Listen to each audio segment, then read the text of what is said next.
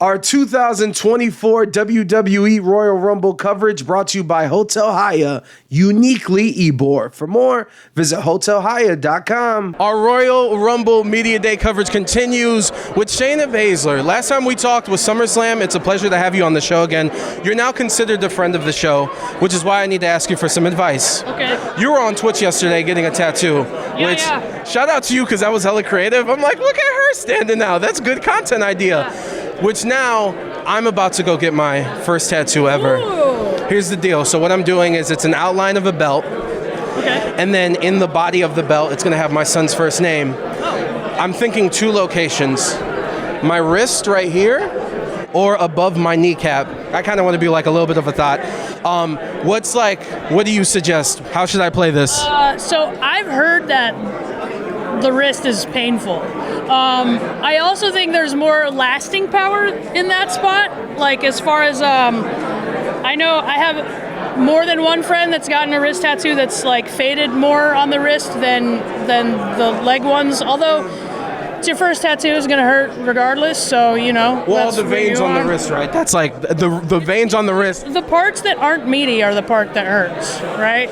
So I'll tell you this too, if you get it on your wrist and it does fade, you can get it touched up and redone, but that's what I was like filming some of, is I was getting touched up.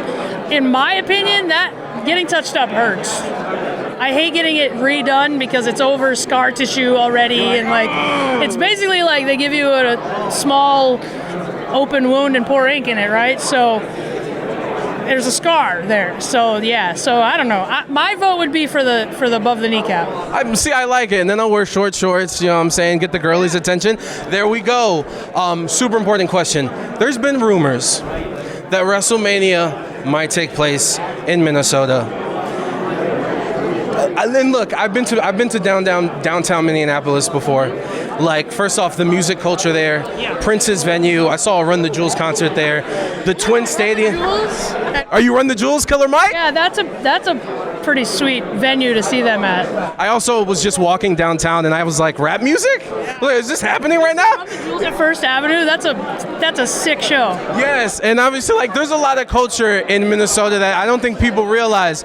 So I'm just gonna give you the microphone. Like, are you down for this, the WrestleMania in Minnesota? Yeah, I mean, Minneapolis is one of my favorite cities in the world. I'm from the Midwest, so I'm a little biased, but I think you kind of touched it. I don't think people realize like the food, the music, the culture that all comes from Minneapolis. Minneapolis is like the Seattle of the Midwest. That's way to be the mayor of the city. Yeah. So it's some good place to enjoy a lot of things you wouldn't realize about it. I love that city. And then we got two more questions. One thing that I've been seeing a lot online is that with this stacked roster, like, people want there to be an equivalent in the women's division of the Intercontinental title, the U.S. title. Are you down for this?